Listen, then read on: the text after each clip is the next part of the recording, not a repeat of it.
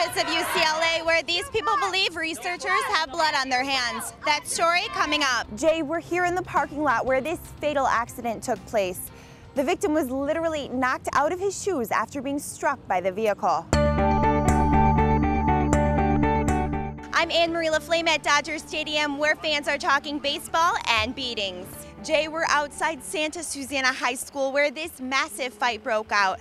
Several students, including this young man, were sent to the hospital with cuts and bruises. I'm Marie LaFlamme in Santa Monica where I go one-on-one with a Hollywood legend. Reporter Marie LaFlamme joins us now with the story. Marie. Jay, I'm outside Dodger Stadium waiting for the game to begin. Take a look behind me as you see Dodger fans are set to go into the game. But they're also talking about the case of Brian Stowe. Purely savage, that's how police detectives describe the alleged actions of Marvin Norwood and Luis Sanchez. They were arrested for the near-fatal beating of San Francisco Giants fan Brian Stowe while at the Los Angeles Dodgers home opener. Dodger fan Mel Cortez says he's glad there was an arrest. They deserve what justice will serve, because that's not what the Dodgers are about, really. We want to have everybody welcome to come and enjoy a baseball game. We're not beating up fans. That's not what we're supposed to be doing here. So I'm happy if that's the guys, then they could get punished, definitely. The attack took place in the Dodger Stadium parking lot back in March. Detectives say Sanchez and Norwood beat Stowe into a coma, cut out his tongue, gouged one of his eyes out, and partially cut off his nose and lips. It's a case that shocked Los Angeles and sports fans around the country. Even though with the rivalry and all that, they shouldn't be fighting, you know what I mean? It should be just keep it clean.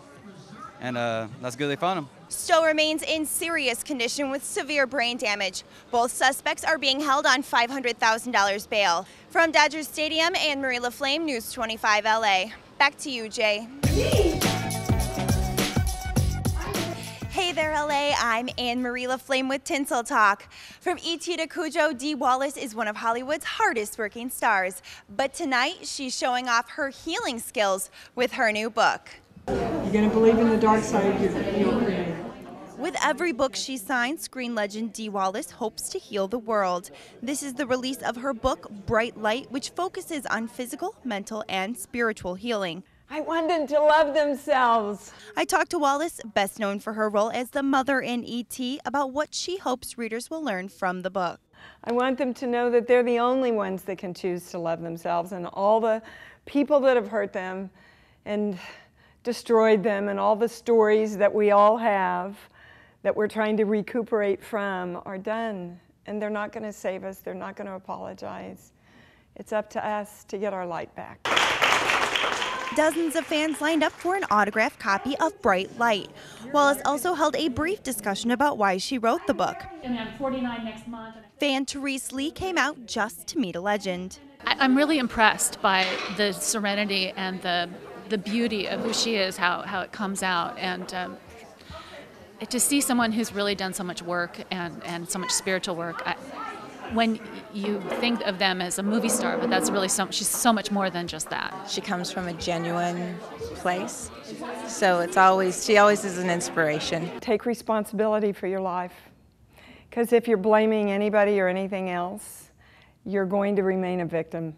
And victims do not move back into power. Wallace is no novice at this. Bright Light is actually her third book. For Tinsel Talk, I'm Marie LaFlamme, and we'll see you next week. The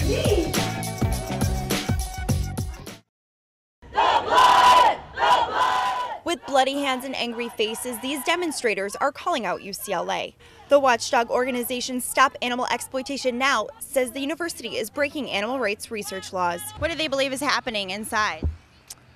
Well, they're being mistreated. They're not, chained up and they're in cages where they shouldn't be.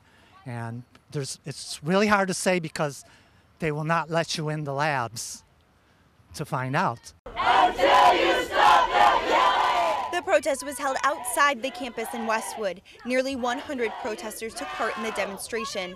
Protest organizer Michael Budke says he wants the university to make major changes. What we want to see happen is we want to see UCLA eliminate the use of needless research protocols involving animals. The funding that currently goes into animal experimentation needs to be redirected into clinical and epidemiological research, because that's how we get information that's actually useful to human medicine. But UCLA officials say they have already made changes to comply with government inspection. They say that out of more than 5,000 projects, they only failed one inspection last year, and that project has been shut down. In response to the protest, UCLA released this statement saying, quote, "We will not be deterred from our mission as a public university to create new knowledge that benefits society. Animal research at UCLA is closely monitored by federal and campus regulators, and we are committed to the highest standards of care," end quote. Human freedom, animal rights. Still, demonstrators say they will protest until animals are no longer used for research. From Westwood, Marie LaFlamme, News 25 LA.